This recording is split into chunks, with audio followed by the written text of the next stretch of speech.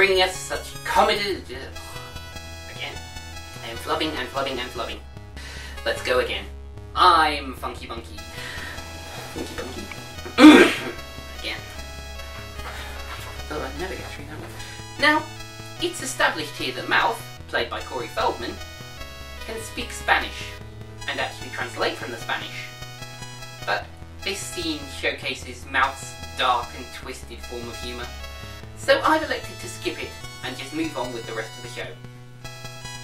Ladies and gentlemen, the first Ooh Nasty of the season. Which is actually true in this digital game, is it? Actually true in this digital age. Fully based it. Yeah, I'm not convinced either.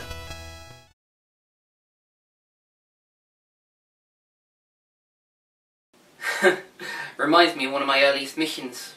See, I was off on a mountaintop somewhere. I think it was about 1998 or something. And we were off to rescue this girl who'd been taken by the Chaosites. The crazy Chaosites. I tell ya, you be careful when a bunch of your religionites...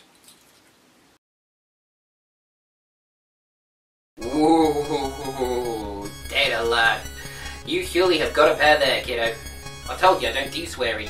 And why is he called One-Eyed Willie? Come on, come on. Thank you for watching, and join me next week for another adventure. Now be on your way. Now, I'm far too young to have ever gone to have experienced. Well, let's find out.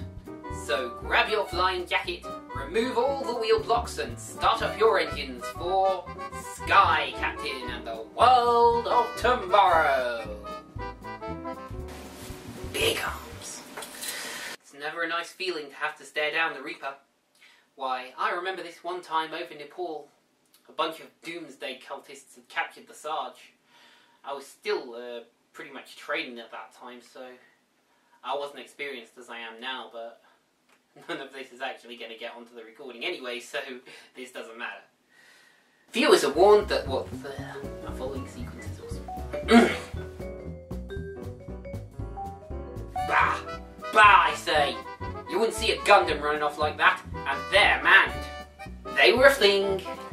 Again. Sorry, dude. And so they bicker for the most... the humble scrap of paper. Million uses. Many's the time it's gotten me out of a tight jam. Why, I remember this one time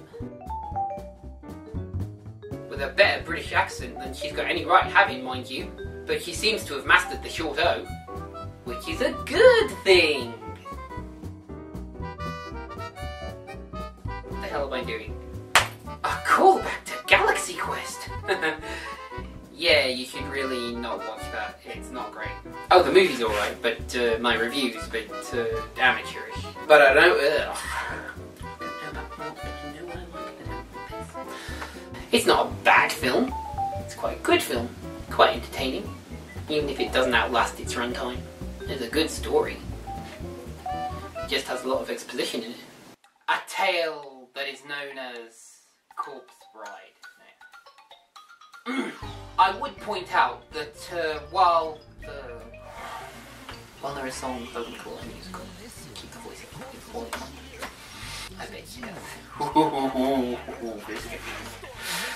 I bet she does. Oh, no. Wait for it.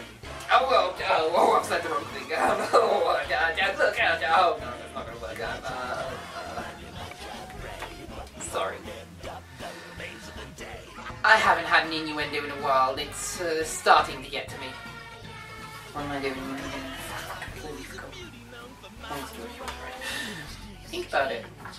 The cinema snob does synopsis with jokes. People like him. And love triangles too? What in Bree's name am I watching? What in Bree's name am I watching?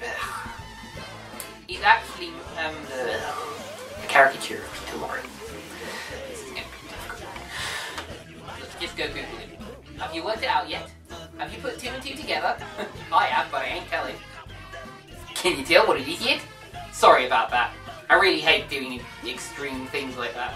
No, I don't. Sorry about that, but I really couldn't cope with all that grain. Might slow that down. Oh, so now she regrets snatching poor Victor away from his living bride. I'll spare you the rant, we're almost finished with it. Let's just get to the denouement. It's not even the denouement. It's the climax. And with these words, I thank you for your patronage this day, and invite you to join me next week for more fun and frolics. Fare thee well. God, this was a difficult one. Welcome to my house of love. Loud again. We'll go from less brain blessed-esque one. Strap on your rocket boots and fire up your repulsors, because we're breaking the sound barrier with the one and only Iron Man. Got it. Wouldn't be much of a movie if he didn't make it, now did he? Did it? Would it? Again. Or you could get 5 of those together and power up a Megazord for about 3 minutes, but that's not really much good. Never a nice experience being outgunned. Why, I remember the Siege of Alt 4. There was about 20 of us and several dozen of them. Luckily, with urban warfare, there are hidey holes and vantage points everywhere, so that's pretty easy to squirrel yourself away and just snipe them out. But you don't want to hear all my old war stories. Let's move on. Ladies and gentlemen, a moment for Dr. Yinsen. How long? Since I'm probably only going to use head and shoulders and you're not actually going to see my hands, we can count it out about, I don't know, 15, 20 seconds. Love doing that. Love doing that. See, this is what I love about that scene, is that it's mostly improvised. So they were given the basic outline, and they sort of went from there. Of course, they had to pull out the electromagnet, but that's something else. Like this bit. I think that's my best one yet. Oh, Tony, you crazy, crazy crambone. What? Stanley, ladies and gentlemen. Enough said. Oh man, the executive crossword addiction. Come on there. The executive crossword addiction. And I am definitely spaying. On there. One more. One last line. And then we're done. That was the one and only Iron Man. And I'd have to be crazy not to put this one into the House of Love. God. Right, we're done.